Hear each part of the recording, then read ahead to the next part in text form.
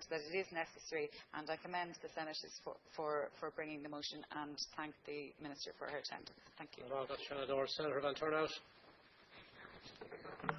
Welcome, Minister. And I do very much welcome the motion, which on the face of it I'm very supportive of the initiative taken by my colleagues. I absolutely agree with the sentiment. In fact, if I could have, I would actually go further by saying that there's an urgent need to implement the Charities Act to provide for regulation and supervision. But I do have one concern in the motion about resources permit, because I do believe that this Charities Act needs to be implemented in full. I did have a real and genuine reservation about the tenure of the press release that Senator Whelan published last week, but I did note his words today in relation to that. Minister, I have to be very frank. The delay in the implementation of the Charities Act is not on the side of the charities.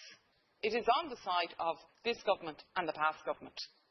I myself, when the Charities Act was being developed and eventually came into place in 2009, I myself was working in a charity at the time that the legislation was written and developed. And we, like many other charities that I know, we took a dedicated review of how we operated, we took legal advice, we amended our memorandum and articles of association, and my heart was broken in trying to ensure that we fulfilled what the Charities Act was going to say.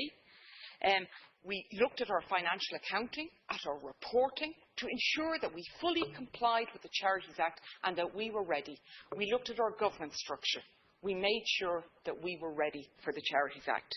This was done at a cost to the organisation in terms of time, money and resources, which we were happy to bear for better regulation of the sector.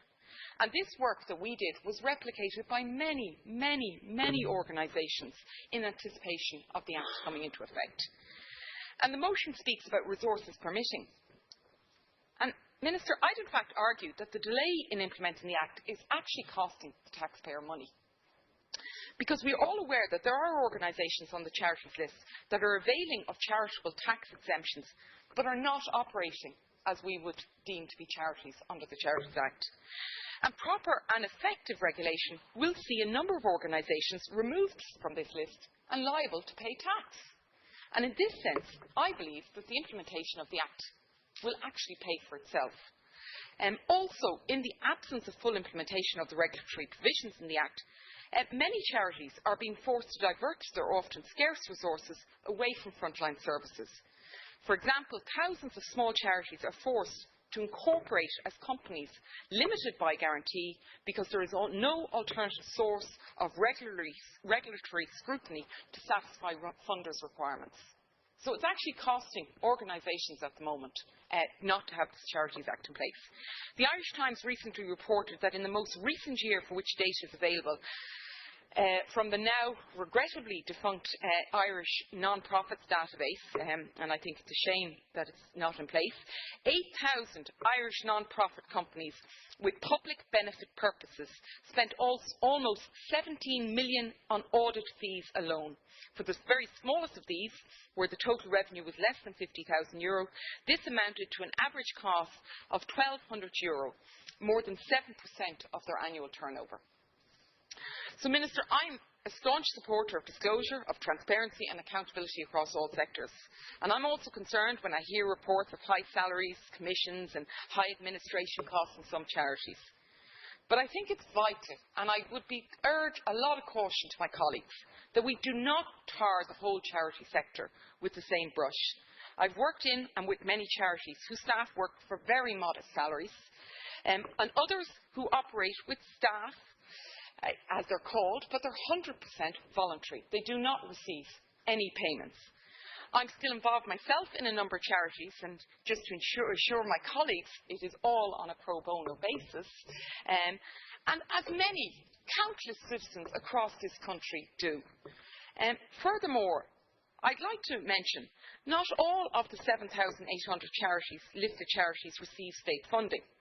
Some receive none, while others receive, and this is a particular irk I have, others receive multiple funding lines across a number of government departments, which is something I strongly believe needs to be looked at. Currently, the government cannot provide one list that shows the total amount that goes from the state to an individual charity. To do this, one must go through every single government department's and agency's funding schemes. How do we know if the state is funding the same organisation to do the very same thing by separate government departments? Where's the governance?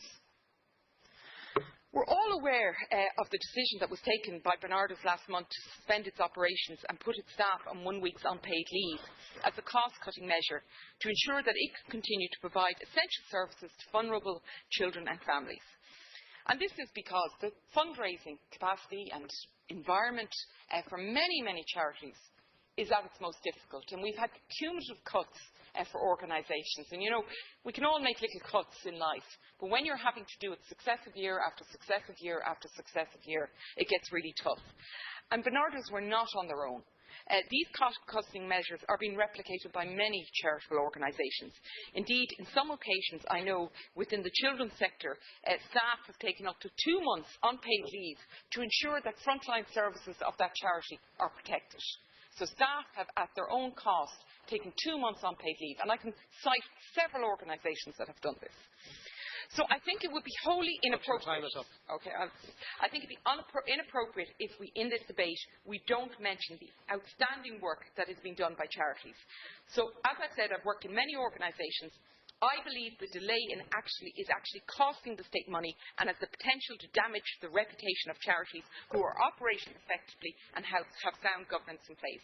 And finally, I just wish to thank those organisations who are really working to highlight and promote the work of governance within charities. That's DOCAS, the Wheel and the ICTR. And I would like to thank my colleagues for the motion, but I think we need a greater urgency. Thank you. Senator Barrett. Senator Quinn. Thank you very much.